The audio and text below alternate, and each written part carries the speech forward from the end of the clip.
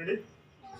Jeevan Daan group. ಏನ್ Jeevan than groups ಅಂದ್ರೆ, ಜೀವನ್ ಅಂದ್ರೆ ಮನುಷ್ಯನ ಜೀವನಕ್ಕೆ ಸಮಾಜದಲ್ಲಿ ಇರ್ತಕ್ಕಂಥ ವ್ಯಕ್ತಿಗಳಿಗೆ ಜೀವನ ಮಾಡ್ತಾ ಇರೋದಕ್ಕೆ ಅದು ಜೀವನ್ ದಾನ್. ದಾನ್ ಅಂದ್ರೆ ದಾನ, ಹಿಂದಿಯೊಳಗೆ ದಾನ್, ಕನ್ನಡದಲ್ಲಿ ದಾನ.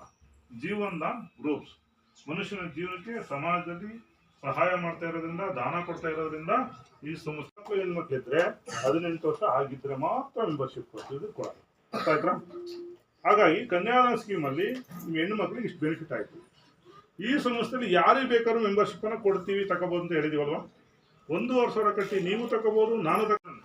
NGO ಅಂದ್ರೆ NGO ಇಂದ ಮನುಷ್ಯನಿಗೆ ಸಮಾಜಕ್ಕೆ ಏನು ಮೂಲಭೂತ ಸೌಕರ್ಯಗಳು ಬೇಕು ಅದನ್ನ ಸೆಂಟ್ರಲ್ ಗೌರ್ಮೆಂಟ್ ಇಂದ ನಾವು ಪರ್ಮಿಷನ್ ತಗೊಂಡು ನಮಗೆ ಕೊಡುವಂತ ದುಡ್ಡಲ್ಲಿ ನಾವು ಪ್ರಾಜೆಕ್ಟ್ ಕೊಡ್ತಾರೆ. ಆ ಪ್ರಾಜೆಕ್ಟ್ ಜನಗಳಿಗೆ ರೋಡು, ನೀರು, ಸ್ಕೂಲು, ಇನ್ನೊಂದು ಮತ್ತದೆಲ್ಲ ಕೊಡೋದು NGO. ಆ NGO ಜೊತೆಗೆ ನಮ್ಮೊಂದು ರಿಜಿಸ್ಟರ್ ಮಾಡ್ಕೊಂಡಿದ್ದೀವಿ. ಏನು ರಿಜಿಸ್ಟರ್? UMCA ಫೌಂಡೇಶನ್ ಏನ್ ಹೇಳುತ್ತೆ?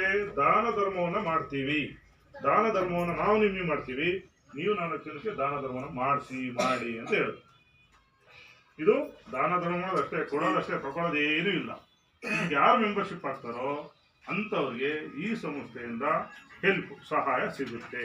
ಇದೊಂದು ಸೋಷಿಯಲ್ ಸರ್ವಿಸ್ ಹೆಲ್ಪಿಂಗ್ ಕಾನ್ಸೆಪ್ಟ್. ಸಹಾಯ ಮಾಡ್ತಕ್ಕಂಥ ಸಂಸ್ಥೆ.